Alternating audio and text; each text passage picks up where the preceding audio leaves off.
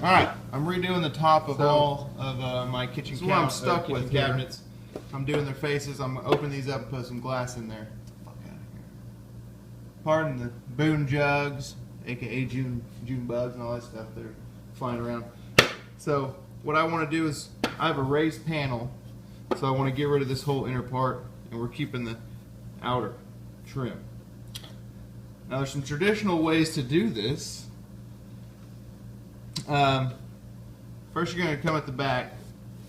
Some people use a router, which is probably the best way, but if you don't have access to a router, this will help. Another way is table saw, and you measure it out like we're about to do, and then just push it across the table saw, put this side up around the edges, and but I don't have one of those either. So we're going to use our handy dandy circular saw. So what you want to do is you want to put it face down, and the first thing is, if we look here, so here's all our edges. Usually you can look on these little grooves and you can see, I can't get, there's like a little notch where this overhangs. Well, that's the overhang that keeps this is a separate piece of wood, that's what keeps this in place. So what you want to do is, get the hell out of here. Suck it. So what you want to do is, where this overhang is, you're going to want to draw a line, match it up with this one. I actually go a little further out than that, maybe, just an eighth of. So draw a line down there, and that's where you're going to cut at. So first thing we're going to do is do our outline of all these. You have it on this side also. So we're going to do that, mark an outline, then we'll get to cutting. Let's see. We get down here. So there's the little groove I'm talking about. So this groove that slides in here left to right is how far out you want to go. Now you see, I just mark right there in line with that groove. This groove up here, that's going up and down, that's how deep you want it to be. Now go a little bit deeper. I believe this was I went down just under half, and that's almost double the depth of what this was. So you gotta go down a little deeper to get through this, but this is how far out you gotta go. So you can tell that right there. So I take it down, and I do it on this side. I'll mark right here.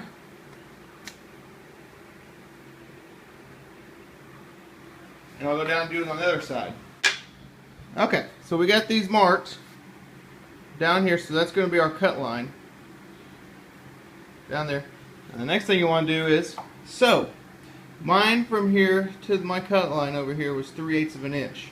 So then you want to measure out from this down this way 3/8 of an inch.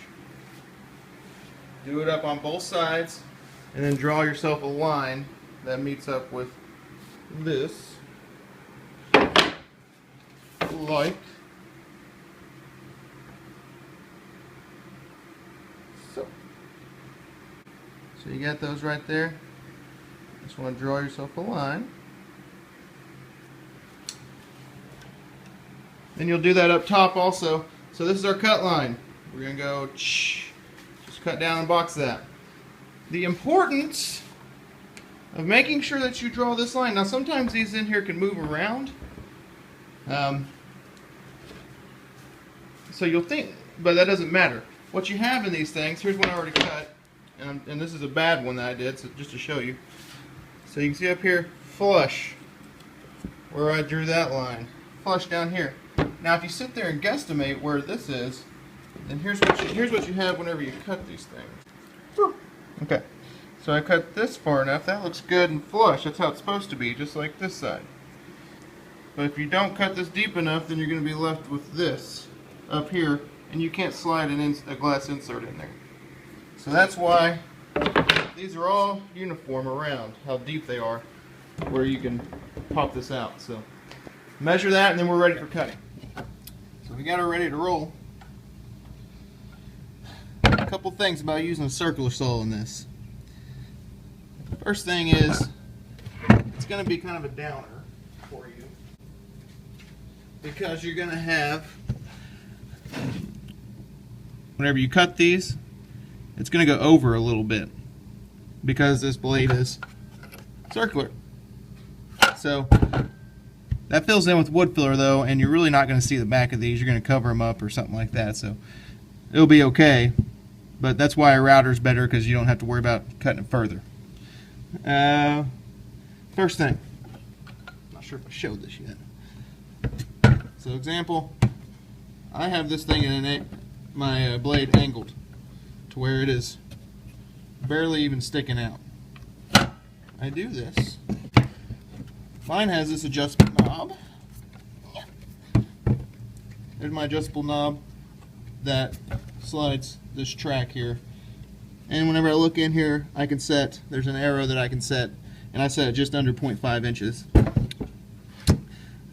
Because I know that this is a little bit over a 1/4 inch deep, and it's just, you gotta go a little further down to get it out of these grooves. So don't go in here setting this thing deep. You gotta set your depth on this thing. If you have, you should have it. So whenever I start it out, first you gotta slide this guard back, hold it, and you come down. I come down usually in the center, and it's gonna come down at a kind of an angle. And then once you start it up, you should be able to get this bottom part flush to where you can cut through it. I start out center, maybe a little bit back. Go up one side, turn it, go up the next. So here we go. We'll give a little demonstration. Set it. I put it down to make sure I'm on the line. Lift it back up, start it up.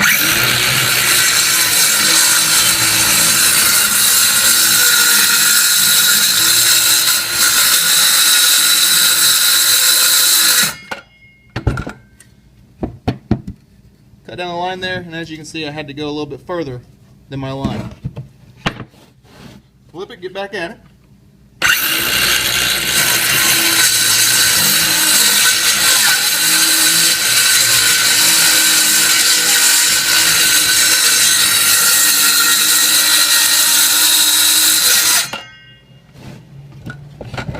And what I did whenever I did that is I put it back, I started out back here, went back a little bit, and this thing's already loose.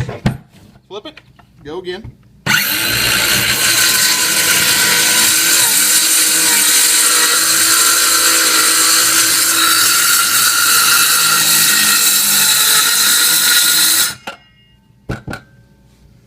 And also, for all you retards, wear your eye protection while you're doing this.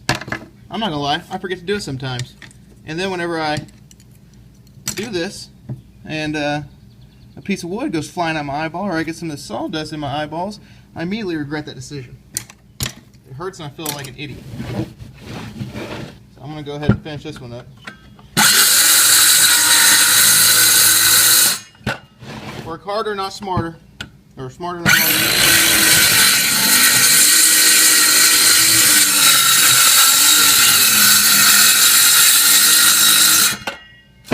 Alright. We're through all edges. And then it just pops right on. And if you have little stragglers, just pry them out. There you go.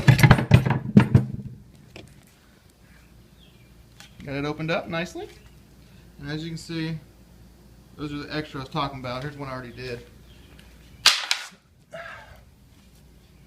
And just filled in the wood there. Whee! There you go. Now you're ready for some glass inserts, baby.